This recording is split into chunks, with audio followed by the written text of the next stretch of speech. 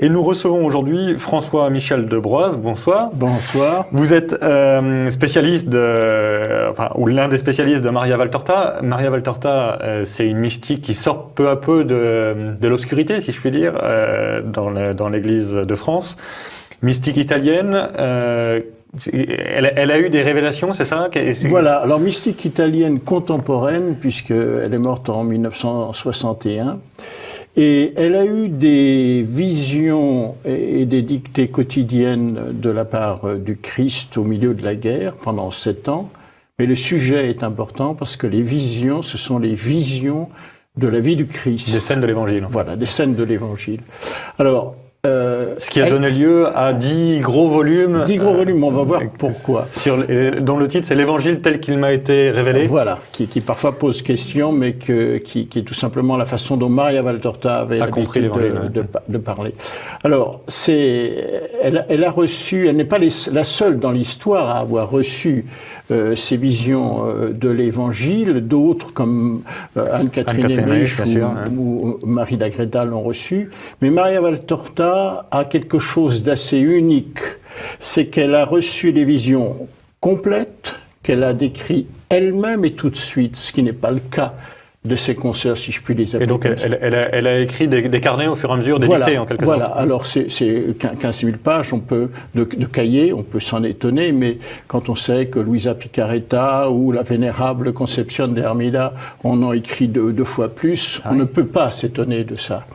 Et elle écrit tout de suite, sans rature, dans des ordres parfois chronologiques, des ordres qui ne sont pas chronologiques, et tout ceci fait... C'est-à-dire chronologique par rapport à l'Évangile ou chronologique, c'est-à-dire qu'elle peut un jour recevoir la vision de la Passion, puisqu'on en est proche de ce temps-là, et puis revenir sur une scène du début de la vie de Jésus, et puis etc. C'est à la fin que Jésus lui donne l'ordre chronologique de toutes ces visions qui donne cette harmonie. Alors, c'est vrai que on est étonné par la longueur, puisqu'on est habitué à un évangile relativement court, mais cela s'explique, si vous voulez. Par exemple, les béatitudes, c'est quelques versets dans l'évangile. Mais si vous prenez les mêmes scènes dans Maria Valtorta, vous retrouverez bien sûr les béatitudes, mais vous verrez ce que Jésus disait à la foule. Vous verrez quelle était cette foule.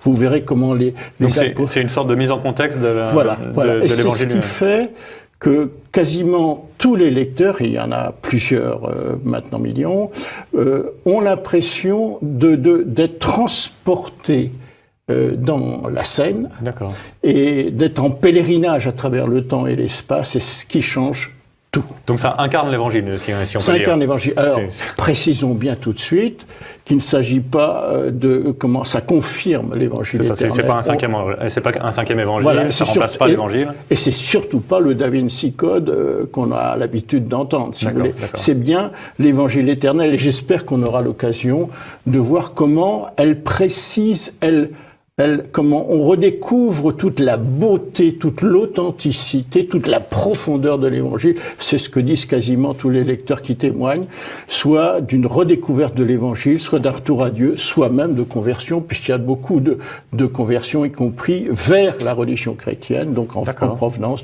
de religion musulmane ou de religion juive. D'accord, donc rencontrer la figure du Christ en situation, si on veut dire, on est disciples transportés dans le temps, dans l'espace. Alors, je précise juste pour les téléspectateurs que si vous voulez en savoir plus sur Maria Valtorta, vous pouvez, la première chose à faire, c'est évidemment de lire l'Évangile tel qu'il m'a été révélé, qui est une grosse œuvre, c'est une dizaine de volumes, c'est ça? C'est une dizaine de volumes, oui. Il y a un site qui introduit à cette œuvre, qui est maria-valtorta.org. Voilà. Donc que vous animez, et qui permet de rechercher des mots dans l'œuvre, qui permet... Voilà, de tout.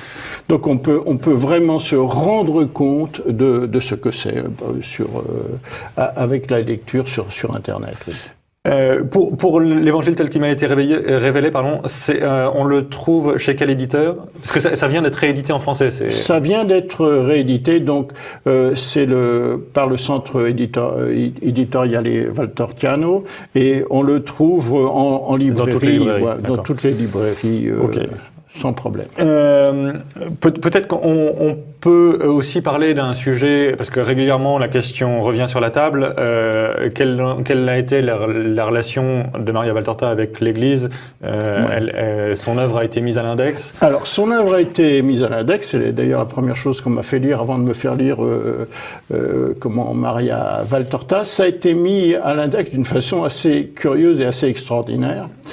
Pas que le fait qu'elle soit mise à l'index, puisque c'est une époque où l'index tombe sur les écrits de Sœur Faustine, où Padre Pio est mis aussi à l'index. Mais c'est assez extraordinaire parce que l'index intervient après la mort du pape Pie XII, juste après le pape Pie XII qui avait lu Maria Valtorta, ce qui est assez rarissime, et qui avait recommandé l'édition par cette phrase qu'avaient notée tous les témoins: publier l'œuvre telle qu'elle, il n'y a pas lieu de donner une précision sur son origine, qu'elle soit extraordinaire ou non, ceux qui liront comprendront. Voilà, c'était l'ouverture à ça. Donc maintenant, ça a été aussi mis à l'index pour une raison qui est disciplinaire, c'est le défaut d'imprimature, et surtout pas une hérésie quelconque, parce qu'il n'y a pas de trace d'hérésie dans cette œuvre. On ne voit pas Pie XII recommandant cette œuvre, surtout que ça a été largement, validé par exemple, le recteur de l'université pontificale du Latran, la plus romaine des universités, ou ce genre de choses. Mais l'Église, puisque c'est une révélation privée, demande à chaque lecteur, qui est libre de faire comme d'adhérer ou pas, de bien se rendre compte que c'est l'œuvre de Maria Valtorta et non pas un 5e évangile. Voilà. Bien sûr. Alors, l'intérêt, c'est justement de savoir pourquoi ce don du ciel, si tant est que c'en est un, ce que je crois, et pourquoi, par exemple, Mère Teresa emportait systématiquement dans ses déplacements 3 livres, la Bible, le Bréviaire et Maria Valtorta. D'accord. C'est-à-dire, qu'est-ce que Maria Valtorta pouvait rajouter aux autres? Et on va voir bien sûr qu'il y a convergence de tout ça. Écoutez, merci beaucoup pour cette première approche. Nous nous retrouvons dans un mois pour parler d'un sujet un peu particulier qui est comment la science reçoit l'œuvre de Maria Valtorta. Très bien. Mais en attendant, un grand merci pour cette présentation et à bientôt. Merci. Et nous revenons sur la personnalité très impressionnante de Maria Valtorta, la mystique italienne. Nous recevons de nouveau François-Michel Debroise. Bonjour. Merci, bonjour. Et merci d'être de nouveau parmi nous. Je proposais donc qu'on travaille cette fois-ci sur le rapport entre la science et l'œuvre de Maria Valtorta. Parce qu'il y a une chose qui m'a beaucoup impressionné quand vous étiez un des animateurs de la conférence de presse il y a quelques semaines, présentant la nouvelle édition française des œuvres de Maria Valtorta. Et vous avez fait une conférence très intéressante sur le fait que Maria Valtorta, qui pourtant n'était pas omnisciente, a donné un certain nombre de signes scientifiques d'assez haute qualité, permettant en quelque sorte de valider son œuvre. Est-ce que je résume bien ce que vous vouliez dire? Tout à fait. L'originalité de cette œuvre et le sens de ce don du ciel, c'est que c'est la haute valeur scientifique, c'est-à-dire que on peut prouver tout ce qui est écrit par la science, et non pas par une science archéologique ou autre, mais c'est par une dizaine de disciplines que Maria Valtorta, grabataire, ne pouvait manifestement pas avoir. Maîtriser. Donc on peut avoir des observations astronomiques qui confirment le temps et les lieux que l'on ne peut avoir maintenant que par des ordinateurs spécialisés qu'elle n'avait pas. Et donc concrètement, ça donne quoi? Elle voit des étoiles et elle décrit la situation des étoiles. Donc elle décrit des ciels étoilés, comme dans une description comme on pouvait faire en classe, si vous voulez. Mais quand on observe ces mouvements lunaires avec les ordinateurs puissants et les logiciels spécialisés, on s'aperçoit que les 263 cas de lune qu'elle observe sont confirmés pour la date indiquée et pour le lieu indiqué. Et ça n'est pas possible que ce soit dû au hasard.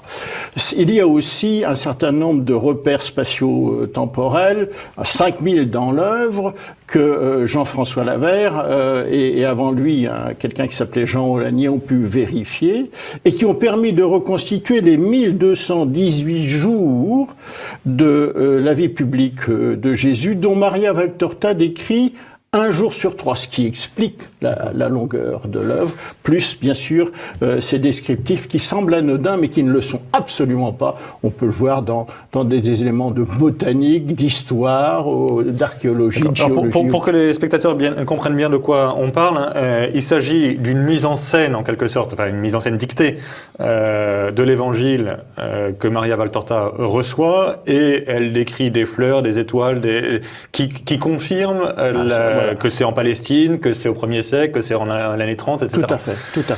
Tout à fait. Donc, dans cette scène de la vie de Jésus, vous avez une étude de 12 000 données comme ça spécifiques. Alors, on peut prendre par exemple des éléments sur la botanique, avec une parabole qui est extrêmement connue, qui est le bon grain et l'ivraie.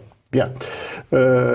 Et dans la Vulgate, cette ivresse, ça s'appelle la zizanie. La zizanie, oui. La zizanie, donc mettre la zizanie. Et mais ça veut aussi dire, si je suis un latiniste encore valable, c'est aussi l'aspect générique sur les mauvaises plantes. Eh bien, dans Maria Valtorta, ça va tenir non pas quelques versets, mais 2 pages, dans lesquels Jésus va décrire la plante qui s'enroule autour du bon grain, qui est la cuscute de Palestine.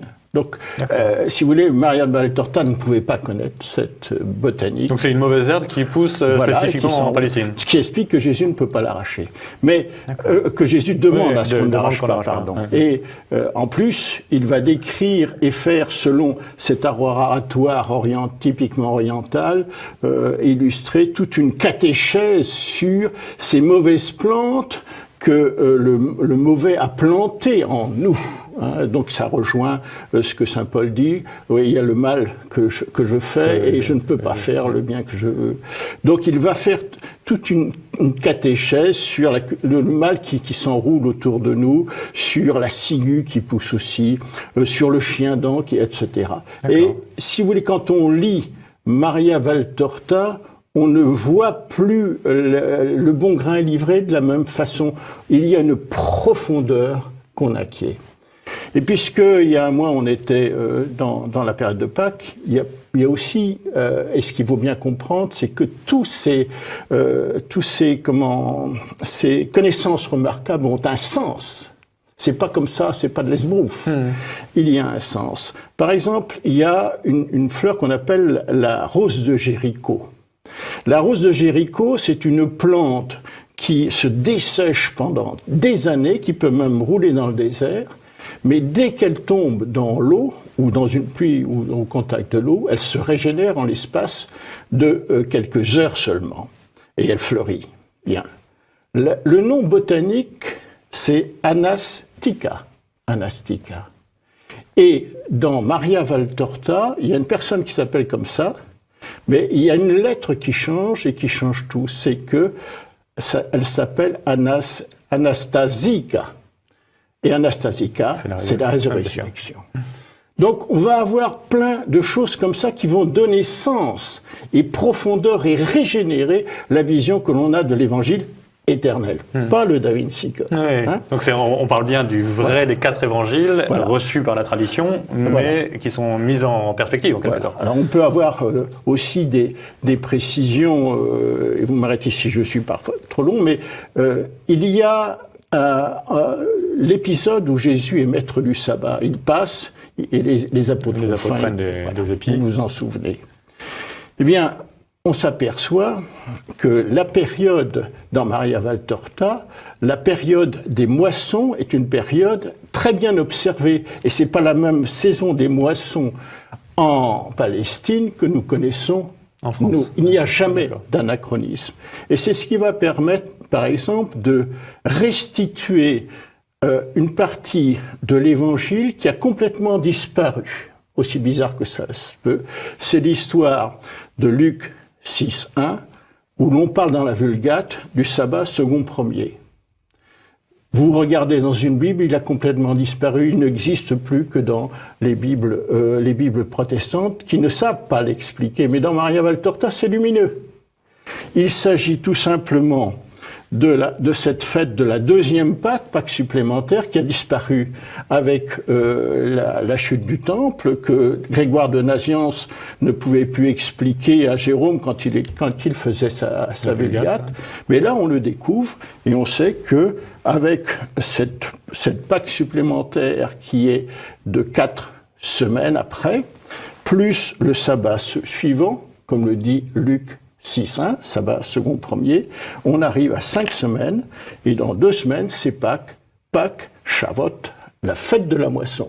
On arrive à des choses qui sont extrêmement lumineuses et qui viennent de connaissances qui sont inexplicables chez Maria Valtorta, et qui servent, c'est important de le dire, toujours la compréhension et la redécouverte de l'Évangile. Mille merci pour ces éclairages qui sont vraiment passionnants, et je ne saurais trop recommander aux spectateurs d'aller regarder votre site maria-valtorta.org pour en savoir beaucoup plus. Merci. Merci beaucoup, merci.